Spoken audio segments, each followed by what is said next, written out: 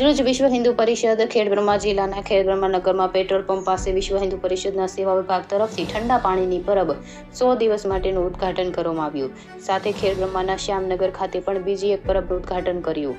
આ કાર્યમાં વિશ્વ હિન્દુ પરિષદના જિલ્લા મંત્રી ચેતનભાઈ ધોળુ, જિલ્લા સહમંત્રી પરેશકુમાર સોલંકી, જિલ્લા કોષાધ્યક્ષ અતુલભાઈ ગાંધી, જિલ્લા સેવા પ્રમુખ મણિભાઈ સુતાર, ખેડબ્રહ્મા પ્રખંડ સહમંત્રી મનીષભાઈ રાવલ, જિલ્લા સમરસતા સહ પ્રમુખ કાંતિભાઈ પટેલ, ખેડબ્રહ્મા પ્રખંડ સેવા પ્રમુખ નારણભાઈ વણઝારા તથા ગોવિંદભાઈ વણઝારા, દીપેશભાઈ પટેલ, પુરુષોત્તમભાઈ પટેલ, મણિભાઈ પટેલ તથા ભારત વિકાસ પરિષદના હસમુખભાઈ પંચાલ, કૃણાલભાઈ પંચાલ, ખેડબ્રહ્મા પ્રખંડ ઉપાધ્યક્ષ ડોક્ટર અરવિંદભાઈ પટેલ, જિલ્લા બજરંગ દળ સહસંયોજક ધ્રુવીભાઈ જોશી, વિક્રમસિંહ બાપુ, ગૌરવ પટેલ વગેરે કાર્યકર્તાઓની ઉપસ્થિતિમાં ઠંડા પાણીની પરબ 100 દિવસ માટે ખુલ્લી મૂકવામાં આવી. India 24 news reporter Jayesh Thakor સાથે શૈલેષ પટેલ, ચીફ બ્યુરો સાબરકાંઠા.